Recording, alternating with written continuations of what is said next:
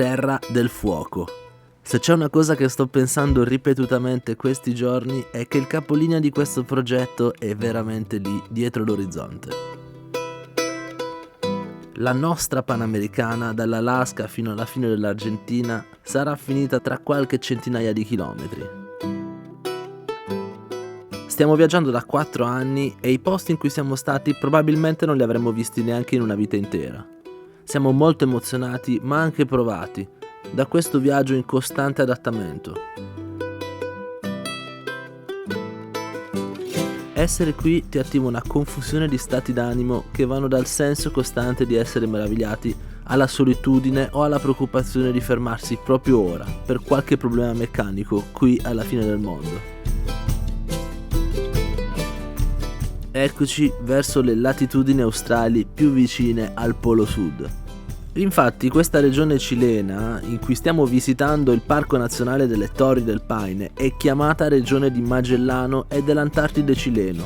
Freddo e vento ci ricordano come si stava bene ai tropici, ma le montagne, queste montagne, ci riempiono gli occhi e ci fanno dimenticare che domani è già arrivato e Ushuaia è dietro l'angolo.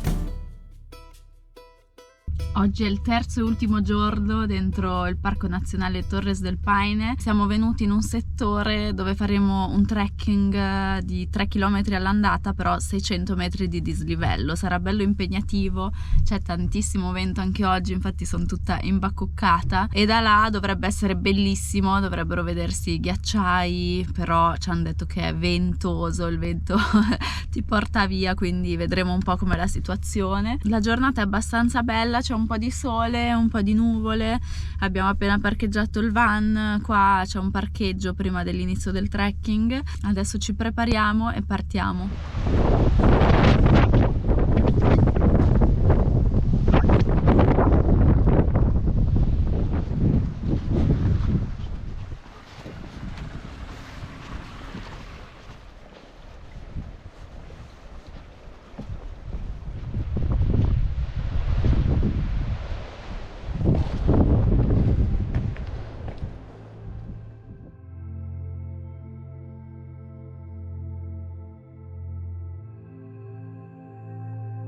Anche qui abbiamo dovuto registrarci in un ufficio del guardiaparco.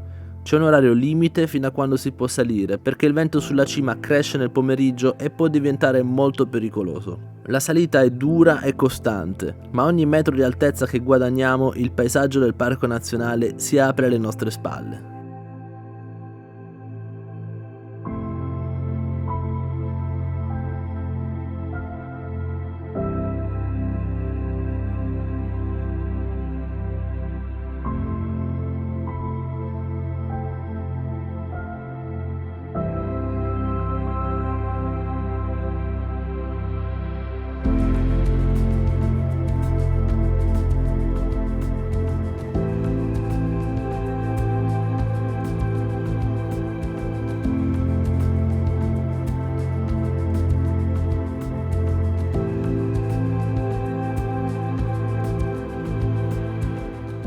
Siamo quasi arrivati, abbiamo coperto un dislivello quanto 2 Torri Eiffel circa.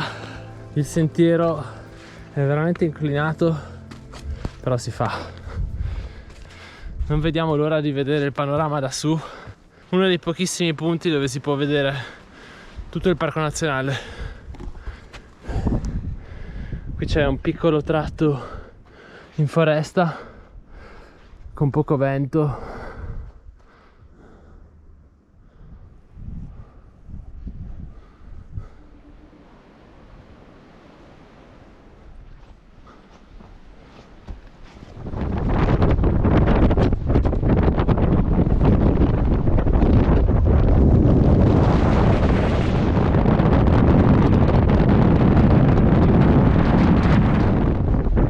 Quanto spinge il vento!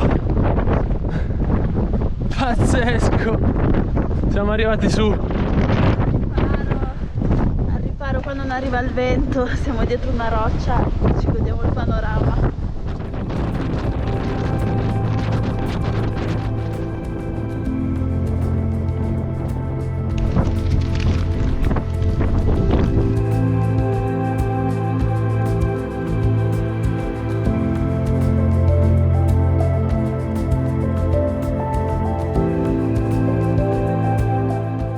Da questo punto panoramico in cima al Cerro Ferrier si ha forse la vista più completa sul campo degli Sud, ben 13.000 km3 di ghiaccio. Da qui si possono distinguere 6 delle 48 conche glaciali che appartengono al parco nazionale. Per capirci, sono quei bacini dove la neve si muove lentamente verso il basso per gravità, lo stesso fenomeno che abbiamo visto nel ghiacciaio Perito Moreno in Argentina.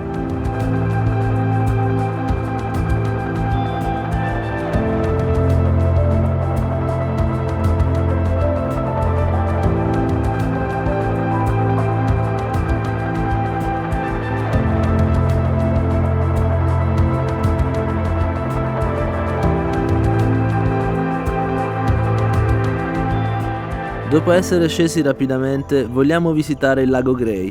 Il vento è davvero forte ed è impossibile parlare. Il ghiacciaio Gray funziona appunto come il Perito Moreno.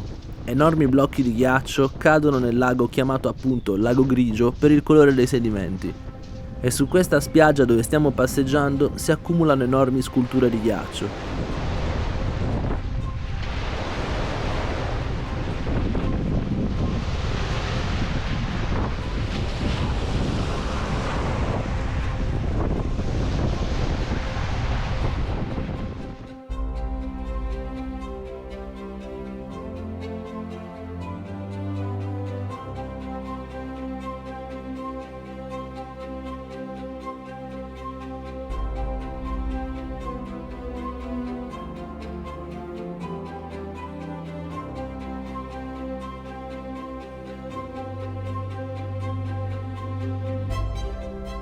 Ma ora, dopo 3 giorni, è arrivato il momento di salutare il Parco Nazionale, forse il più sorprendente di tutta la Patagonia.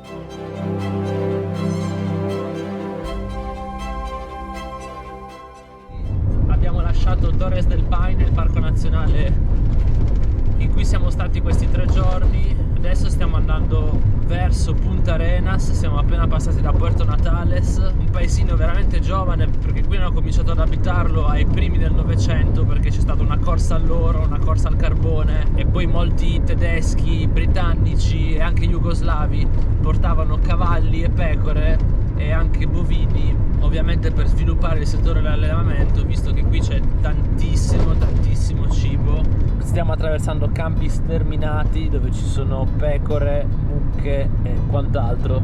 Siamo sulla ruta della fine del mondo, perché ormai siamo alla fine del continente americano e a Punta Arenas faremo veramente tantissime cose. Adesso ci godiamo la strada al tramonto, sono 240 km e vediamo un po' dove arriviamo.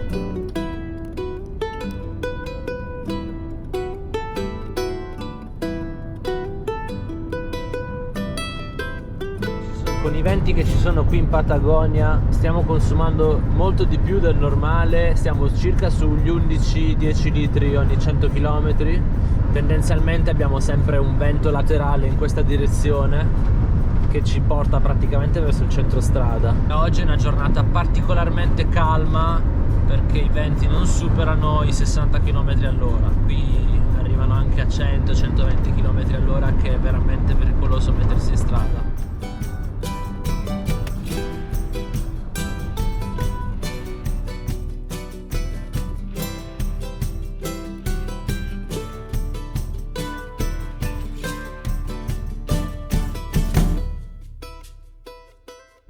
Questa notte ci siamo accampati in questo paesino che si chiama Laguna Blanca ed è tra Puerto Natales e Punta Arenas. Prima notte senza vento e ci stavamo facendo un giro perché sembra davvero uno di quei paesini che abbiamo incontrato in Alaska o nel Canada settentrionale.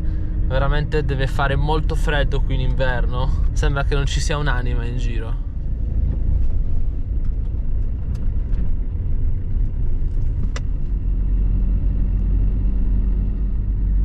Le case in questo paesino cileno minuscolo, e saranno 100 case praticamente. Parchetto giochi, questa è la scuola del paesino, ecco le classi. Sono praticamente in 3 o in 4 in classe. Qua stiamo vedendo questi palloni enormi e non capiamo cosa siano. Se qualcuno lo sa, per favore fateci sapere, che non abbiamo capito. Ecco, qui ce ne sono altri. Sono abbastanza grandi, potrebbero essere tranquillamente delle antenne. Ragazzi, siamo arrivati a un momento fondamentale del nostro viaggio, perché ci troviamo nelle ultime zone del continente americano continentale. Scusate il gioco di parole. Qui davanti a noi c'è lo Stretto di Magellano, che separa il continente americano dalla Tierra del Fuego, che è anche chiamata Isla Grande e che è l'ultima spiaggia, proprio l'ultima porzione di continente americano prima dell'Antartide.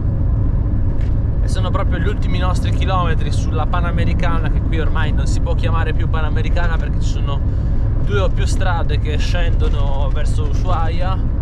Mancano 22 km a Punta Arenas, porto fondamentale dello Stretto di Magellano, stretto chiamato in onore di Magellano, esploratore che all'inizio del 1500 scoprì per la prima volta queste zone, che poi sono rimaste praticamente non più visitate fino a metà del 1800.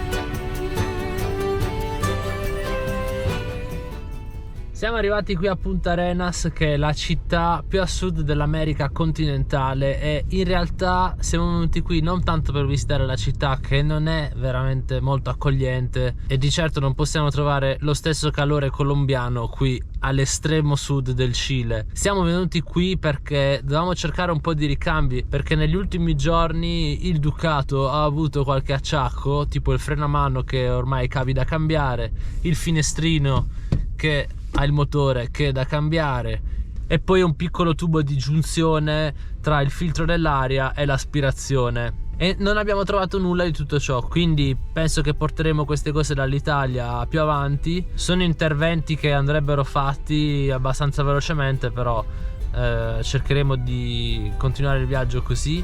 E ovviamente anche il radiatore, che però dovrebbe essere spedito con tempi di attesa enormi.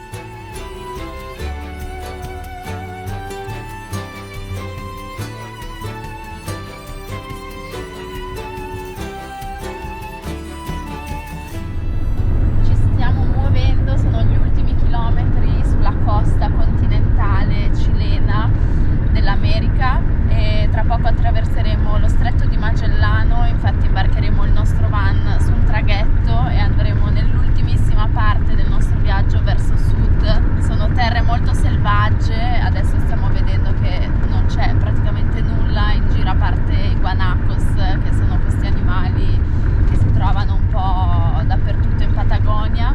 Ovviamente non c'è vegetazione a causa di questo vento che è sempre costante, infatti sta sballottando il van da tutte le parti. Quindi adesso gli ultimi chilometri e poi arriveremo al traghetto che ci porterà nella Terra del Fuoco. Siamo curiosissimi di vederla, ci siamo quasi. Eccoci, siamo arrivati al traghetto. Adesso ci aspetterà una traversata sullo Stretto di Magellano di circa 30 minuti. Siamo davvero contenti ed emozionati perché Nirvan in un certo senso ce l'ha fatta. Ha percorso da nord a sud l'America continentale, anche se in realtà c'è il pezzettino della Terra del Fuego. Il nostro viaggio può considerarsi quasi concluso perché il continente finisce qui, ma aspettiamo a festeggiare completamente perché manca ancora qualche giorno alla fine del mondo vera e propria, dove nessuna carrettera può arrivare perché non c'è più niente.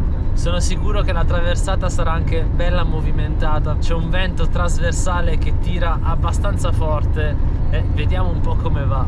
Questa volta ci aspettiamo anche una signora nave, a differenza della chiatta con cui abbiamo attraversato il lago Titicaca in Bolivia. Questa nave dovrà resistere alle onde trasversali dello Stretto di Magellano.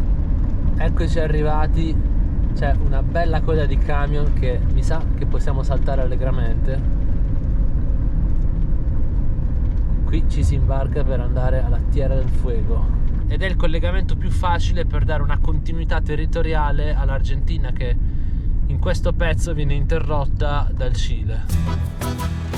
La lunga coda era dovuta al fatto che avevano sospeso il servizio a causa del forte vento, così entriamo a chiedere informazioni sul passaggio.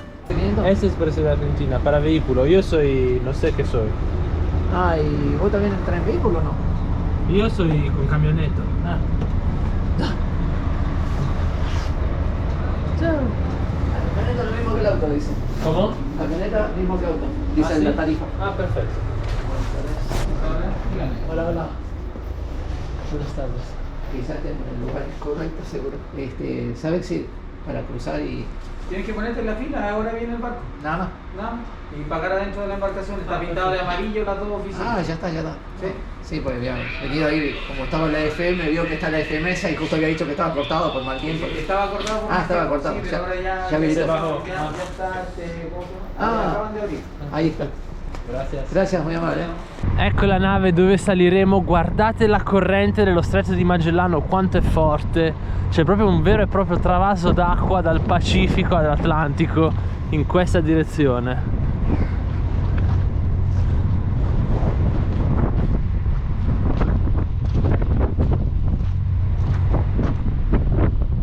Pazzesco.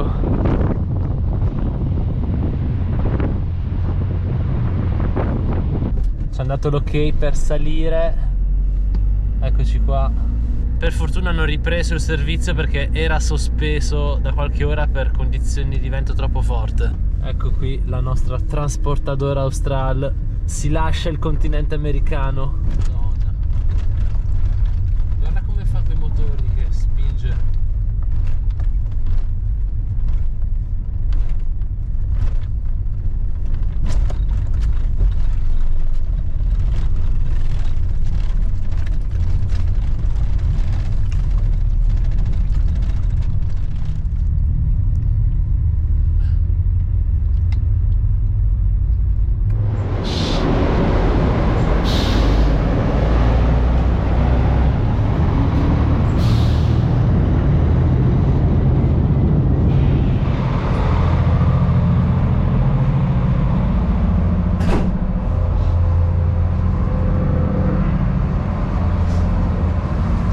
Nella nave perché devo pagare.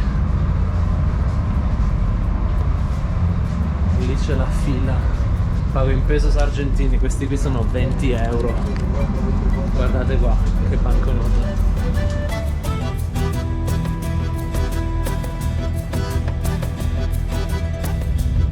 Siamo arrivati in Tierra del Fuego. Siamo arrivati.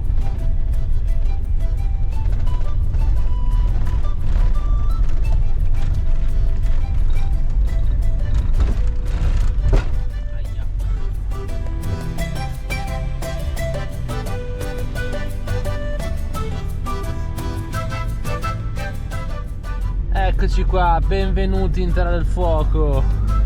Ed eccoci arrivati a Isla Grande, la Terra del Fuoco, chiamata così perché quando Magellano la attraversò per la prima volta, passando dallo stretto, vide da lontano il fumo dei fuochi degli abitanti di un tempo.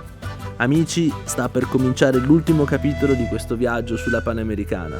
Ci vediamo al prossimo video dalla Terra del Fuoco.